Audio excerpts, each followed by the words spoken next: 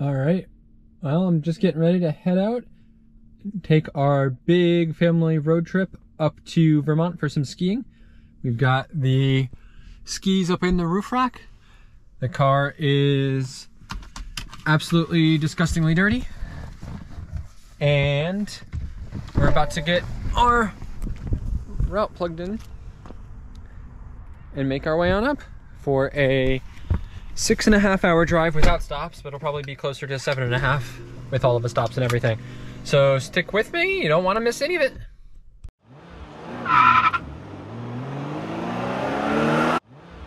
All right, well, I've got little man back here. Say hi, Arlo. Hi, Arlo. And we are officially heading out on our trip. We're gonna go hit the highway now. We're heading up through New Jersey into New York. We're gonna cross over. We're gonna go skiing. We have skis in the trunk, yep, and up on the roof. And we're gonna then cross into Vermont. We're heading on all the way up to Stowe. So plan is to drive, let's say 2 hours and 40 minutes now.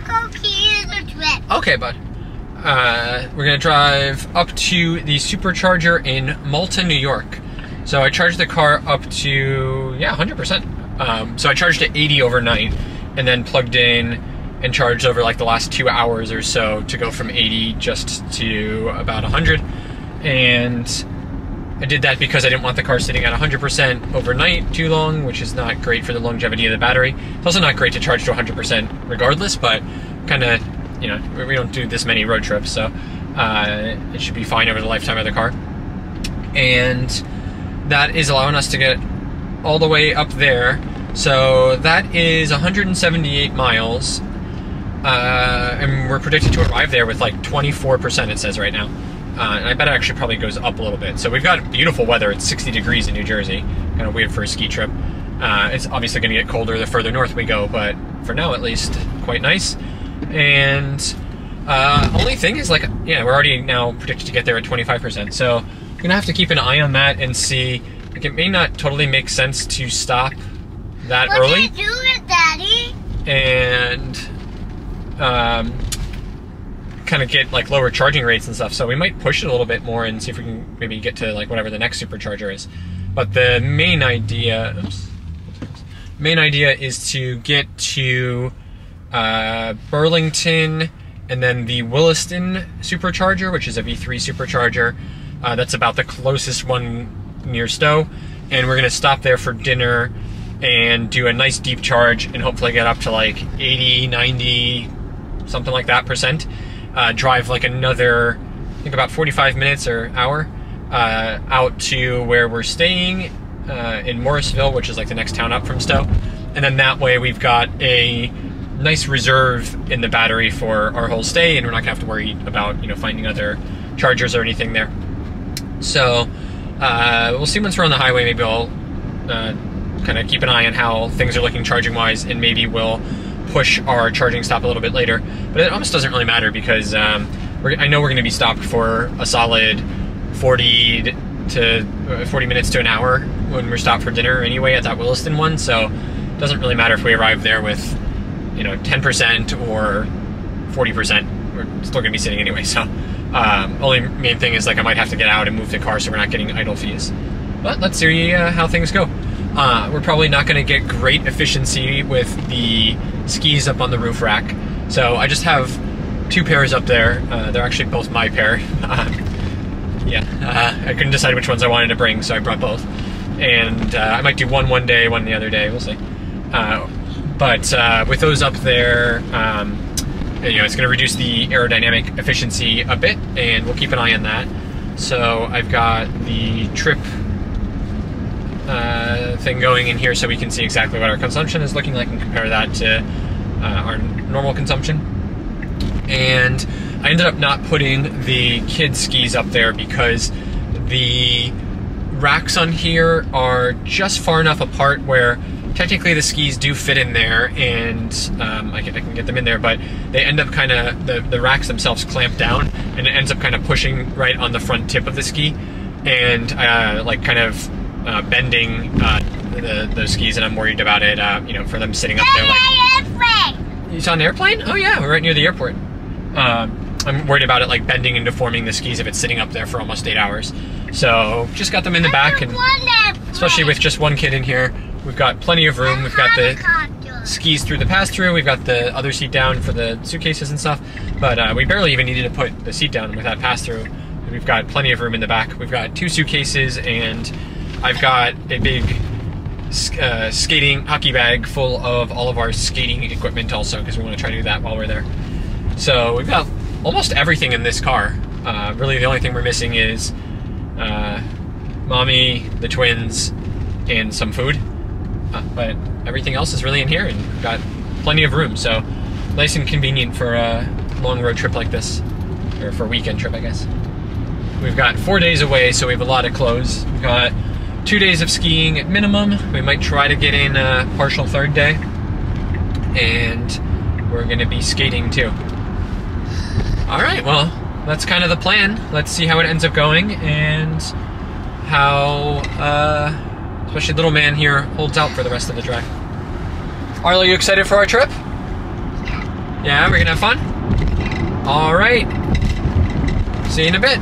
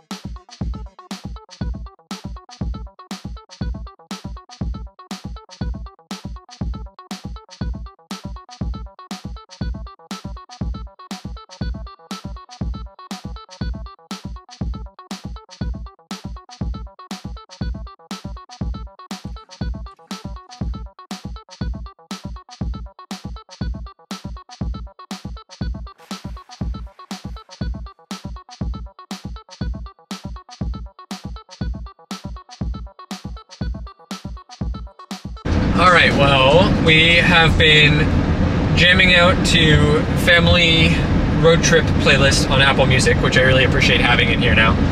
Don't love that you have to have the $10 a month premium connectivity package for it, but I am gladly paying it because I like listening to Apple Music. Still wish they would put CarPlay in here, and I know that there are some accessories that'll let you add it to the car, but I'm trying to get my hands on some and haven't yet. But I at least like having the option of just doing Apple Music in here. Although I'll probably switch to some podcasts in a little bit. Whoa, why are we braking so hard? Oh. So phantom braking still definitely a problem in Tesla. But I was gonna say, it's every time that I want to give autopilot credit. I was gonna say I really am finding it super important and necessary almost to have autopilot for this kind of drive, especially when it's just me in here trying to take care of this one. I just had to do a complicated filling of a cup of Cheez-Its maneuver, and then filling up a cup of water from my water bottle, which I never would have been able to do without autopilot, like at least kind of, you know, making it so that I could do that somewhat safely with just one hand on the wheel.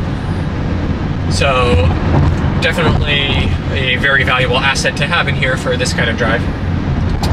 And I also had to strip down from my jacket because it is now 66 degrees outside. It's middle of January, and we've got 66 degree weather in New Jersey right now. It's kind of weird driving with some skis and all winter stuff in the car when it's this warm out.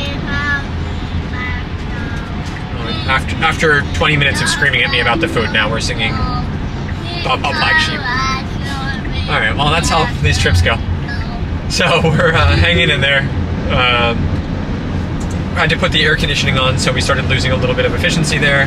Hit the highway, and you know, the aerodynamics are playing a bigger factor now. So we actually dropped down to predicted I think it's at 16% arrival at the Malta, New York Supercharger. But now it seems to be ticking back up. We've been kind of stuck behind some trucks and stuff, so we're back to 22% now. So I'm pretty sure I'm just going to stop there regardless now, but figuring it out. Why are we braking again? We're having a little bit of a hard time. I don't know if it's the wind or the lighting conditions or what, but autopilot is being very nervous on this drive so far. Alright, so far so good.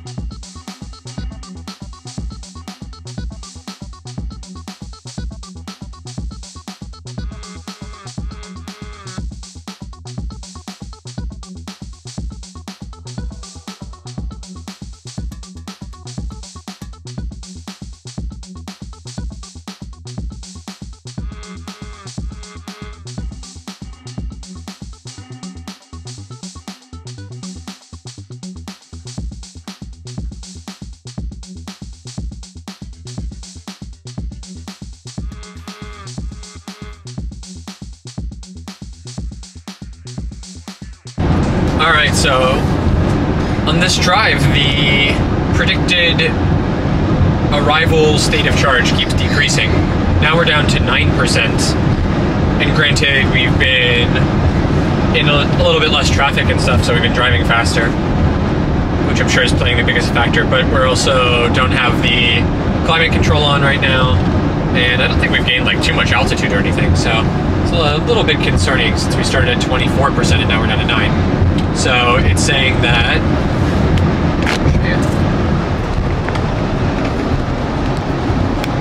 showing that we're at 2.9 miles more than trip projection. We're gonna arrive with a 27.3 mile remaining range, and most of that additional usage has been from driving, so 3.6 miles of that, but we've regained a little bit by barely using the climate control. So we've actually gained 1.5 miles from the estimate from that.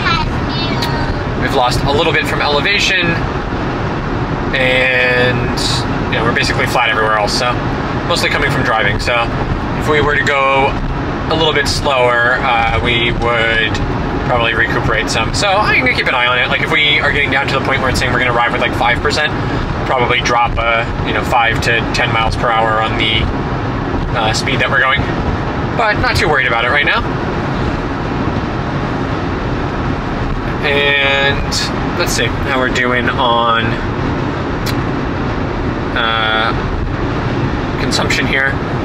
So we've been driving for an hour, covered 76 miles, and we're at 364 watt hours per mile versus the lifetime of the car has been 279. So we're using 90 or 85-ish more watt hours per mile than normal, and some of that's probably just from the elevation, but I'm also guessing a decent amount of that is coming from having these bad boys up there, and you can just hear the wind kind of whistling through them as we're going along here. But something to keep an eye on, but was to be expected. But I think we're still, should be okay making it there. The only thing is, once that dipped below like 10%, it actually started trying to add in an additional charging stop, which I really don't want to do. So I just want to make sure that we are not going down below like 5% or so, just to make sure we have plenty of range to get there and everything like that. I don't mind having to stop a little bit longer there to charge up a bit more. But I don't want to have to add an additional stop if we don't need it. But been doing a good job of calculating it so far.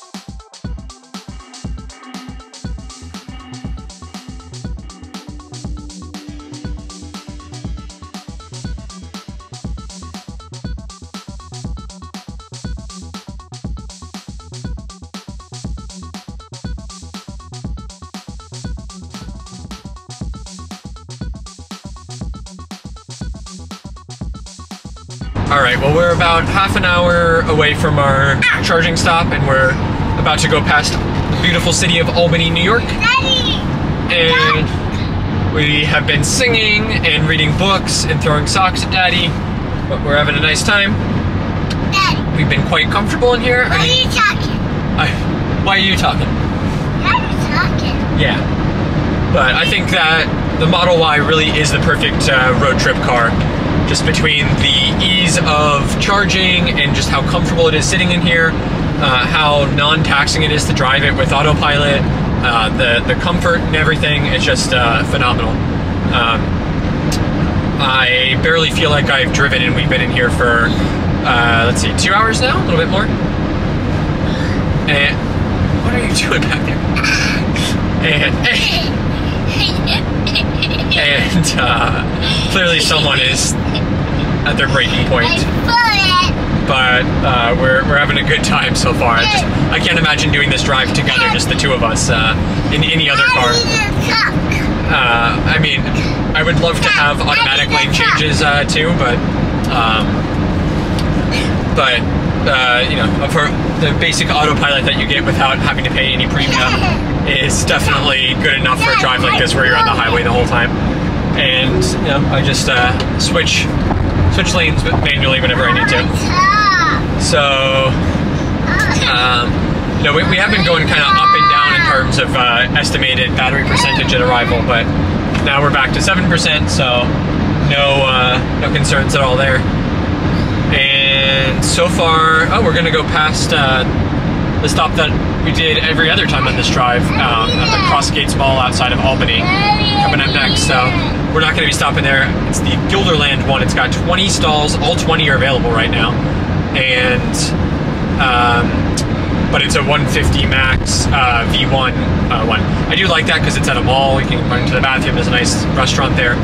But just with the way that this trip is working out, we don't need to stop there, so we're not going to, and we're instead going to push in for a faster V3 charging supercharger.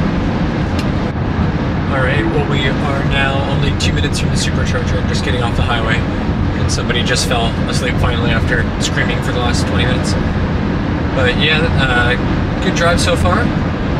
What's really interesting is, you know, we've passed half dozen or so different superchargers, and all of them are basically completely empty.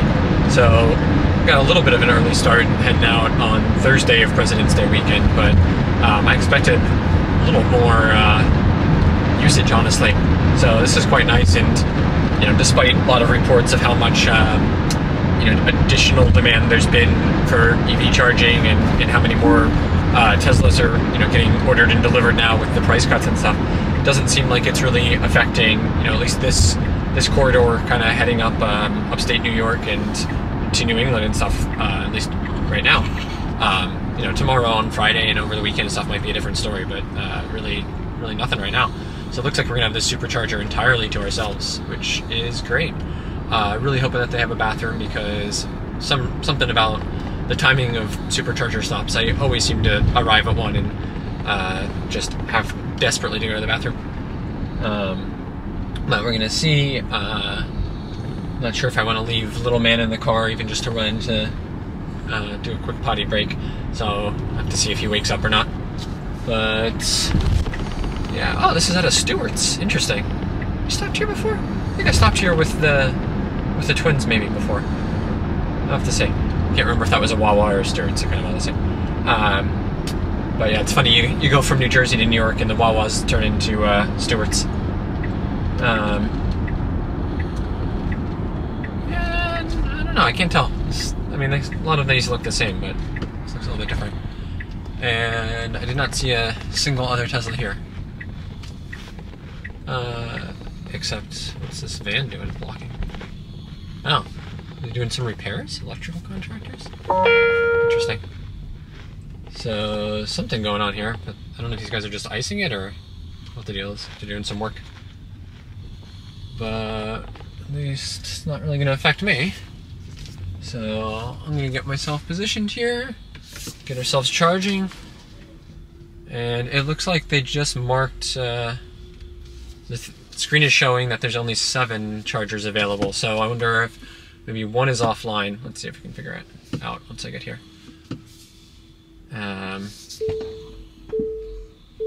But plenty of other ones available here. So yeah, it's shown 7 available, out of order 2D, which is, I hope not just, oh, the very last one on the end here, so, I don't know, it's not the one that these guys are parked at. Alright, so, let's get ourselves charging up here. Okay, go. So, we are plugged in. Took a little bit of, there we go, already going. And so I have it set to charge all the way up, which we don't need to do, obviously. And I'm gonna plug in our destination in a minute. But let's see. Okay, so on our trip there, take a look at that while we juice up here. So we went 180 miles, 2 hours, 31 minutes, and we used 366 watt hours per mile. So about the same as what we had seen before. So definitely a lot higher with the skis on. And we are now going at 255 kilowatts, which is incredible. And I think we're only gonna have to stop here for maybe like 10 minutes or so. Alright, so you just woke up, so I'm gonna go run into the bathroom and then come back out here and give you an update.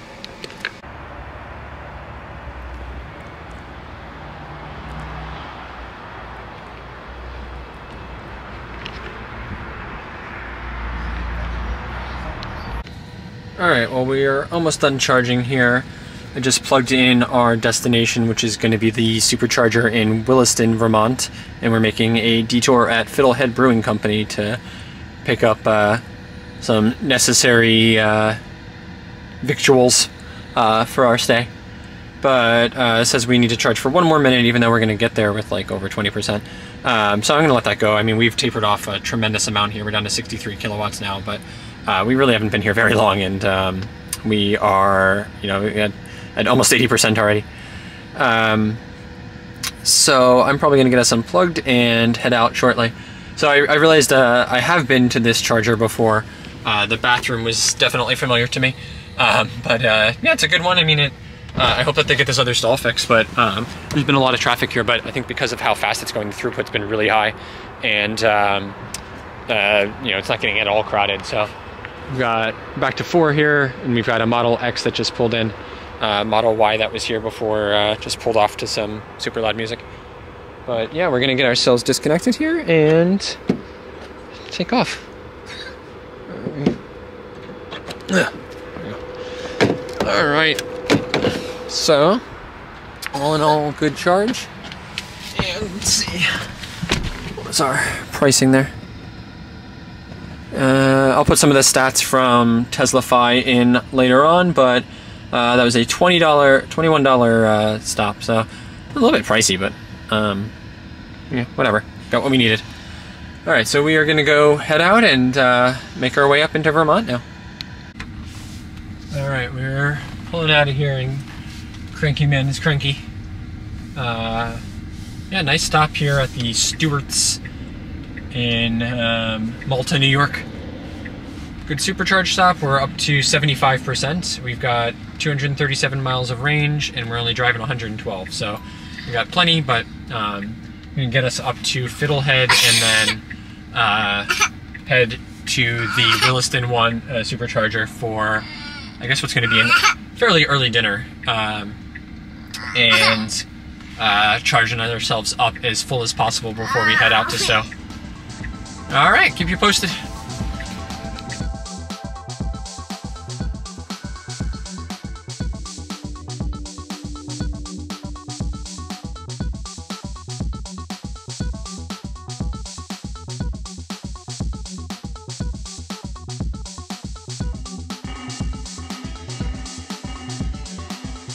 We're doing a quick detour here to the Adirondack Welcome Center, which is my favorite welcome center. I know it's weird to have one, but I just think it's a nice one. They have this giant chairlift that we're going to go take a little picture at. And I just noticed that they have a sign that says there's EV chargers here. So I wanted to check that out and share that with you. So I know that New York State is doing a big build out of EV charging infrastructure. So I think this is one of those ones like powered by the state. So let's see. And it looks like, oh, we got bolt charging here. How exciting. So let's see. These are energy bar ones. Let's take a look. Looks like maybe things are not working except for, okay, well, they got CCS going there on the bolts. Let's take a look. All right, well, you know we're getting there because there's snow on the ground. All right, so let's check this guy out. It's a juice bar, fast charger, 50 to 500 VDC. I don't know what that means, but let's see. So, kind of cool. You just put your thing in there. Trying to figure out though. It looks like this is okay. So all out of order on the CCS. So it's CHAdeMO only. Well, that's disappointing. All right, well, that's basically useless. So unless you've got a leaf, you're not charging here. But this bolt's at least going. I wonder if we can see anything about how fast it's going. Yep, didn't say anything. Well, I have no idea how fast of a charger this actually is. Didn't say anything. Oh, here. So it's an FSEC, which I've never heard of. So outputs 50 to 500 volts at 120 amps. So that's pretty fast. All right, so you're gonna get on a 200 volt car.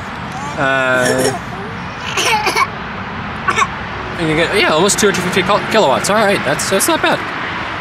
All right, well, all right, we're just gonna go get a quick picture and then head back. So I don't think we're blocking anybody right now, but looks like it's not working. All right, well, that's too bad.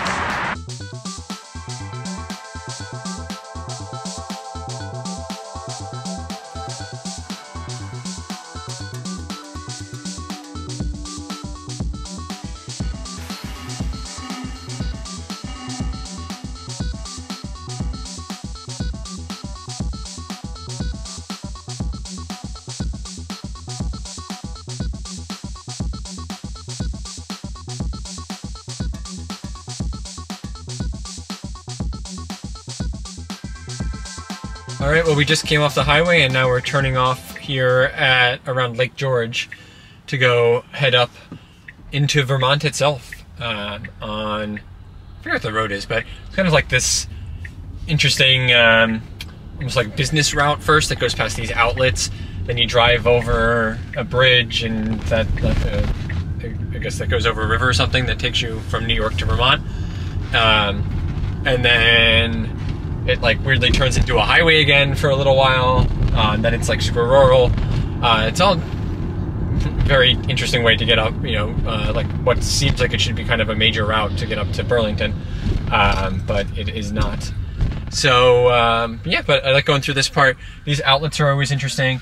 Never really stopped here, but we've got some good like kind of outdoorsy ones here. There's an LL Bean and a Patagonia. Fire truck with it. And then they've got a bunch of chargers here too. Yeah, there's a fire truck. A bunch of chargers here too. We don't really need. We're still at 60%, and we're predicted to get. Well, we're stopping at Fiddlehead first. We're gonna get there with 23%, and because we're not going on really highways or anything, I'm expecting that's gonna stay steady and maybe go up a little bit. It's a horse. And you saw a cow too? Yeah, it's getting farmy up here. And wintry, got snow on the ground. We're in Fort Anne, New York. What did you see? Cow. Cows, yeah. Yeah, we're definitely in farmland. Cow. Mm-hmm. Cow.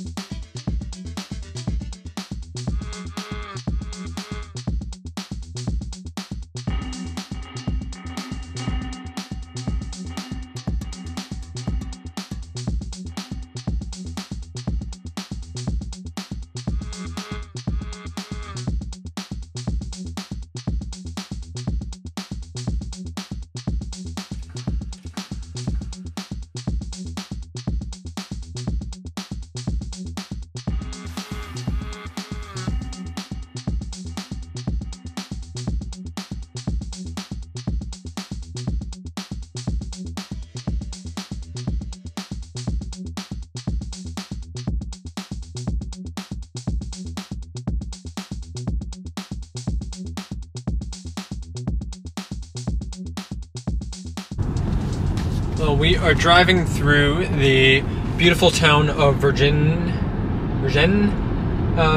Oops. And somebody has their shirt half off and has been screaming at me nonstop. So sorry for lack of updates along the way, but we are now 14 miles from Fiddlehead, projected to arrive now with a 28% state of charge, which should be plenty. After that, we should be arriving at the Williston Supercharger about 15 minutes later with 23%. So we've got plenty of buffer, and we're both in terms of battery capacity, I guess, not capacity, battery amount, and in terms of time, we're running probably 30-40 minutes ahead of schedule, although we will be stopped for probably 45 minutes. So we're doing good. Other than somebody losing their mind in the back seat and driving me crazy. But we've seen a ton of farm animals. We saw cows and horses and donkeys and sheep. We even saw turkeys. No goats though, which somebody wanted to see, and no pigs, unfortunately. But now we are, according to the map, looks like we're kind of coming up to the part of Route 7 here where we parallel Lake Champlain a little bit, where it starts to widen out and become a massive lake. What are we doing here? Left. And then we're going to be going through a few more farms here and into Shelburne, which is where Fiddlehead is, in kind of the town right before Burlington. And I don't know if we're actually going to head through, yeah, like I said, looks like we are going to head kind of through, no, we're going to bypass Burlington, which makes sense because we don't really need to go through there, it'll slow us down. But yeah, just beautiful scenery. We've got the mountains up in the distance. We probably get some views of the lake soon. Lots of farmland, and it's feeling very Vermonty. And this trip has gone by pretty quickly, honestly. Definitely enjoying the Model Y still just as much on this trip as I have the other ones we've done so far. We're actually coming up now. We are at 9,600 miles, so on the way home I think we'll probably be, yeah, probably crossing the 10,000 mile mark. So I'll have to give some updates then on you know, how I'm feeling with the car after 10,000 miles.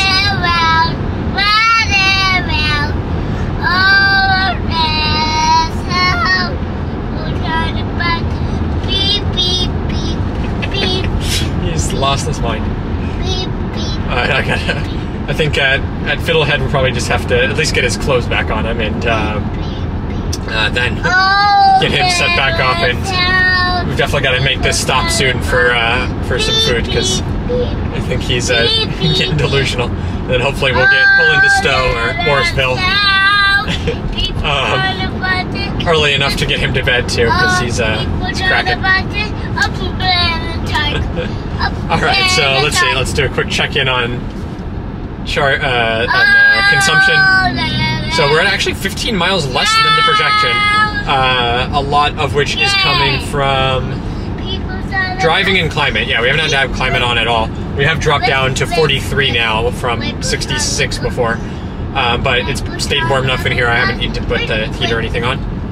And we've been driving only like at the speed limit to make no more than about 5 over. So we have used 10 miles less of range because of that driving, and we've used 7.7 less because of climate. And we apparently lost 4.6 miles per. We lost 4.6 miles because. No, sorry. There was a 4.6 mile an hour wind from the west that cost us 3 miles of range on the trip, which is a different one.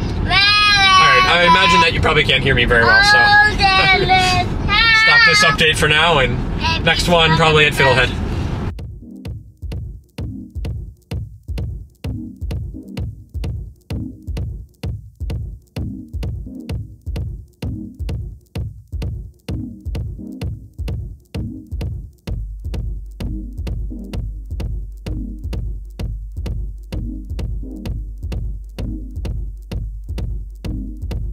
Alright, we're coming into Shelburne now.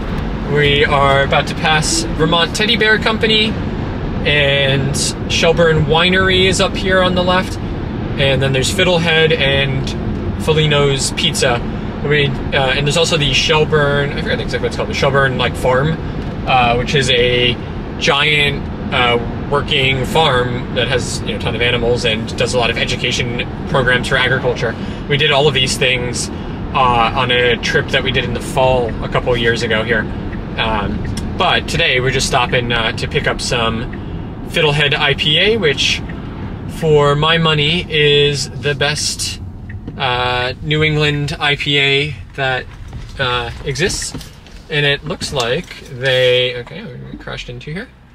Looks like basically they have reconfigured a little bit since we were here last time. We expanded a little bit.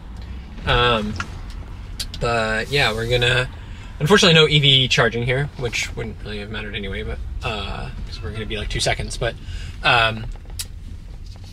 nice location, and we're gonna go run in and grab a case of Fiddlehead. All right, well, mission accomplished. Got our beer. Oh, we're this way. And they asked me if we were having a party. I just told them no, we just like the beer. Having a party? And we're taking it back home. We're not having a party, Arlo. What? We just like the beer. I mean, I guess we're sort of having a party. We're having a family ski party, something. Oh. Yeah, all right. But the funny thing is, that's right next to Felino's Pizza, and Felino's Pizza's other location is where we're driving to now. So we've got a 10-mile drive that's going to take 20 minutes somehow. I guess on some back roads and stuff. We're kind of bypassing the rest of Shelburne now, and bypassing Burlington on our way out to Williston. Yes. You gotta fight for your right to party, right, Arlo? Yeah! Yeah. All right. So anyway, we're gonna hit up the other location of Felino's. I really hope it's open, because last time we got there late and they were already closed. But I think we were up there at like 10 or something crazy, so this is much more likely to be open. Okay. And the Supercharger is actually like right in front of the place, so it's great. I do not have a nugget. Can I have a nugget? No, a nugget. Okay. All right, well, we are gonna head there. Yeah, we're gonna, a napkin? A napkin? Yeah. I don't have a napkin, bud. Okay, we'll get a napkin at the pizza place, all right? So we're predicted to get there with 21%, and range has been great. Consumption has been quite good too. And I think we are, let's see, I'm gonna go to the other one. We are getting, ooh, we're at 4, because we just stopped. Since last charge, we're at 289 watt hours per mile. So let's come back down considerably. We're only 9 watt hours per mile higher consumption than the average over the lifetime of the car. So we're not seeing too much of an effect from the skis at all, especially on that leg where we weren't really on highways much or anything. All right, I'm seeing plenty of Teslas around here too, which is always good to see because it tells us that there's infrastructure around here, which we already knew. But yeah, I mean, part of the reason I wanted to, even share this road trip with everybody was just to kind of show that it's definitely possible to road trip in an electric vehicle and go on a ski trip where you're out in the cold, that you can do this in the middle of winter and in the snow and everything, and it's really not a big deal, especially in a Tesla where everything is just so simple for you. I mean, we really could have just plugged in our destination and let it figure it out entirely for us, which is not that different from what we really did. I just wanted to optimize a little bit with our stops to get food and everything. But I could have completely relied just on the navigation in here to figure out all the charging stops and everything for us. But yeah, I mean, definitely doable, even with going kind of out into the little bit more remote part. I mean, not like Stowe is remote, but it's certainly, away from highways and stuff. It's absolutely doable and not a big deal. So I hope this shows people that you don't need to be all that worried about, being able to go on a road trip with an electric car. You don't need to necessarily fall back to a ICE car to be able to do it either. We're certainly making it work, and this is our second time doing this trip, and I think it's our 4th or 5th time coming up into Vermont with a Tesla. It's working out fine. It's definitely gotten better, and it keeps getting better as time goes on too. There's just newer superchargers out along this way, stuff that's closer to the ski resorts, and even just like the level 2 charging around in public places has certainly come a long way also. So it doesn't feel like you're taking such a big risk and like you're far away from your lifeline of chargers like it did, even 4 or 5 years ago when we first did our first ski trip out in our Model 3. All right, well, that will check in once we get to the supercharger in Williston, Vermont.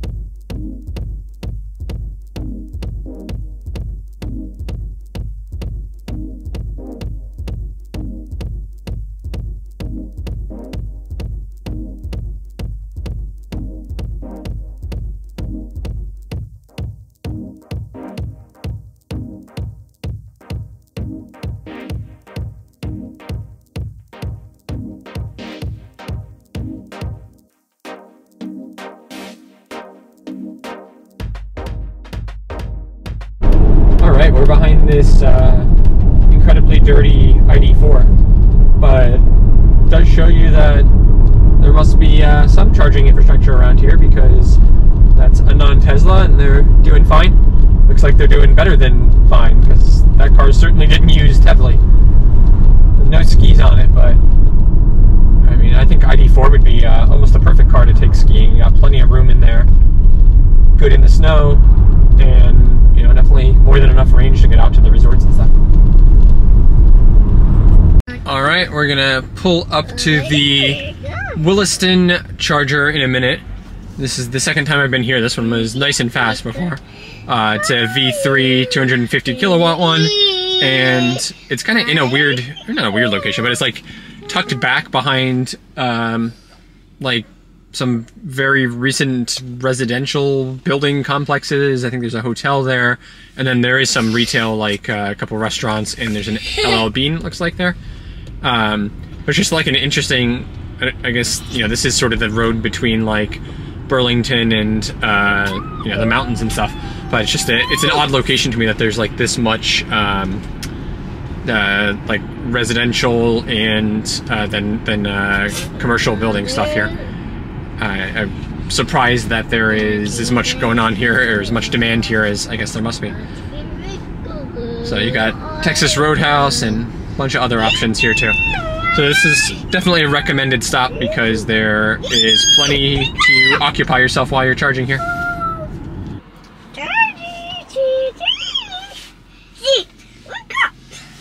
Hey, you wake up. Wake up. Arlo, knock knock. Hey. Wake up. Knock knock. Knock knock. Hey, why are you at the door? Hey, by the door. Daddy! Oh yeah, here we go. Okay, so here's the little 99 restaurant. This is one I ate at before. And then here's Felino's Pizza, and the Supercharger's tucked back behind there, kind of next to a what is it? A home to sweets, and of course an LL Bean since we are in Vermont. Yeah, all this stuff was closed when we were here last time because it was late at night. But let's see. Looks like the Supercharger is essentially empty. Shocking. There, oh no, 2 spots are taken. 8 stalls, 6 of which are available. Not that it makes a difference for us, but here we go.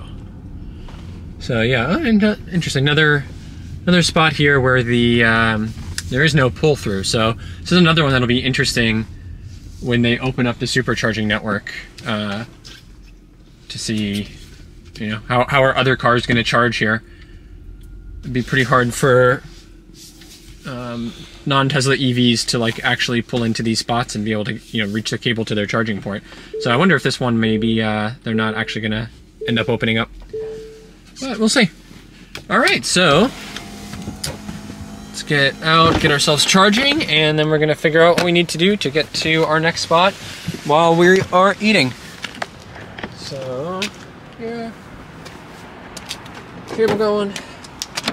A little bit cold. Probably good for charging speed, and we're communicating already and charging. Love how fast the Tesla stuff works. Huge competitive advantage. All right, so we're ramping up. I'm gonna crank this all the way up because it's not great to charge to 100%, especially on fast charging like this, but we kind of need the, well, we don't need the juice, but we're gonna need the time that it takes to charge up that far. So there we go, we're already at 250 kilowatts and going up a little bit. So I'm sure that's gonna drop down in a second, but we're getting quite a lot of power. All right, I don't wanna waste too much time because we gotta go eat and get back here before we're done charging. All right, well, we were officially charging way too long because somebody took too long to eat, but, so we're now down to 9 kilowatts, because we're at, I think 99%. So, yeah, we're at $25. I think we went from 24% to 100%. Tell us how long it took, though. I don't know how you find that stuff anymore. I'll post the stuff from TeslaFi there in a minute. 1 minute, bud. Alright, so we're going to get going here before we start getting charged idle fees, even though there's nobody else charging, or one other car charging. But the rest of the station is empty. We had a great meal up here at Felino's Wood-Fired Pizza. Very good pizza. Great spot to stop at while you're charging here. And somebody is even still enjoying their pizza. All right, well, with that, we're gonna get going. We got about a 50-minute drive still, 54 minutes now, out to the place. And I told them I'm gonna be there by 7, so I wanna make sure we're not too late. All right, bud. All right, so let's make our way out of here. Thank you, Tesla Charger. We'll get going. You don't want your pizza? Finished our stop, and here we go. back past the home to suites. Like they say, if you were staying here, you'd already be home. I don't know if anybody says that, but whatever. Alright, so now we're at 100%, which is great. We're predicted to get out to our place at 79%, which is perfect. That's exactly what I was hoping to do. So we'll have plenty of juice when we get there. And I don't think we're even going to have to charge the rest of the time. Did not need to charge that much, but somebody was taking a long time to eat, and we figured we might as well, right? Daddy, that's Daddy. So our place has a garage with an outlet too that we used last time, but it's not. Daddy, I do like this. Okay, bud. Here. And there's no guarantee that it's going to work this time, so I didn't want to end up getting stranded somehow, or not have a way of charging while we're out there. So having this extra buffer for the rest of the weekend will be great. All right. Let's head out to Stowe.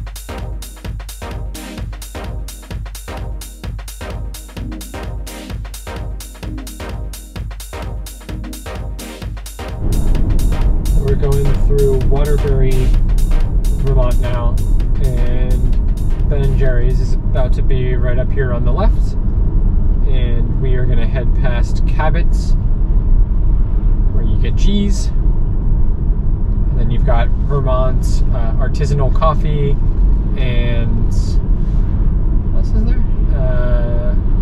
The cider mill that we always go to before we get to Stowe, and then keep heading out to Morrisville. There's Ben & Jerry's. And we're about half an hour from our place, and hopefully everybody here stays awake.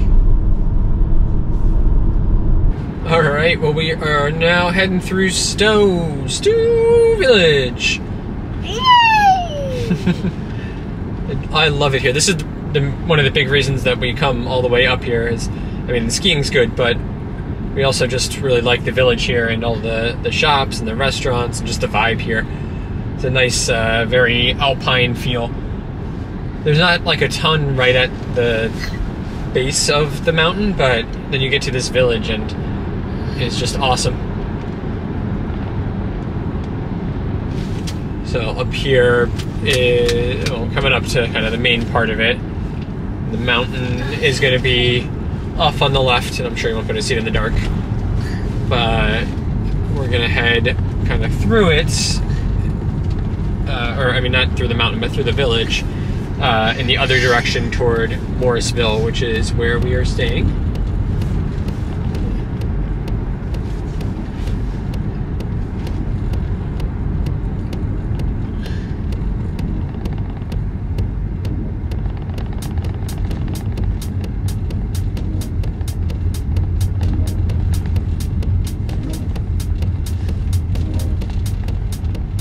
First time that we stayed here in the fall, we stayed off to the left toward the mountain, but in season like this, right here's where you would turn. In season like this, it's just incredibly expensive to stay kind of right here by the mountain. and you don't get as much space. So we almost did one here, like right in Village, but we just figured it was gonna be very tight in like a couple hundred square feet for the, how many of us are there? 7 of us? Versus staying a little bit further out in Morrisville, which is sort of the next town, and having like a full 3-bedroom place there.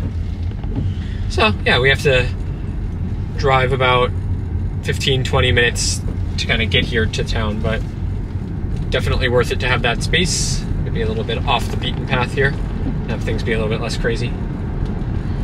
I don't know why the windshield wipers have just decided to start going like crazy, but here we are. It's certainly not precipitating at all. I don't know if it's because I have this light on so you can actually see me or not. Yeah, there's Stowe. Now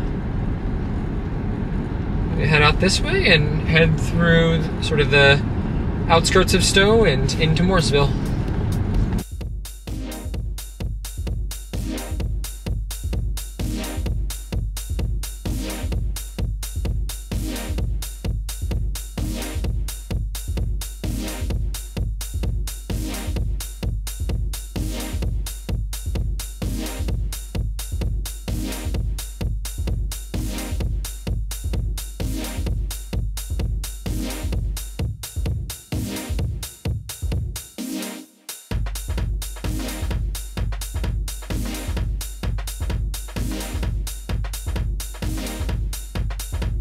Well, we are just about at our Airbnb now, here in Morrisville, and it's been a great drive. Really, nothing at all to complain about. The Tesla Supercharging network, as is usual, was just phenomenal.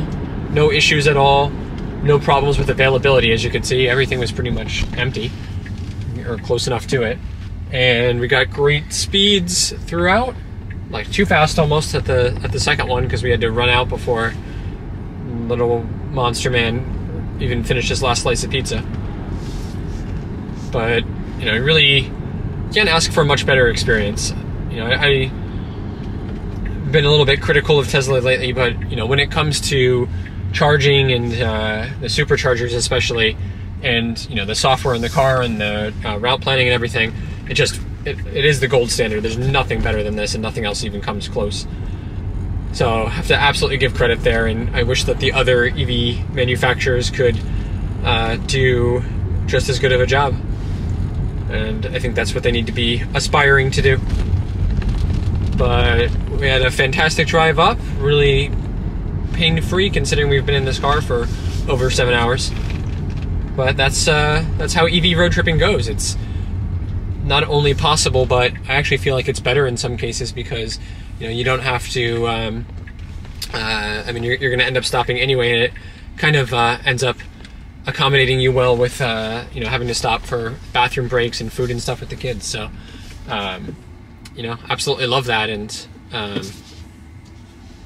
it's become really the default way for us to travel now, and I just absolutely love it. All right, well, with that, I'm going to say thank you very much for watching. I hope you found this enjoyable. I hope it inspired you to feel more comfortable taking your own EV road trips. And we're going to get ourselves unpacked, see if we can charge the car overnight at all, even though we're here with 79%, so we don't really need to at all. And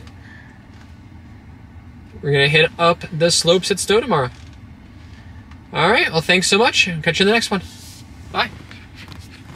I'm trying to slow down because there's an R1S behind us, and I love the color on it. I don't know if this is going to work at all. It's going pretty slow.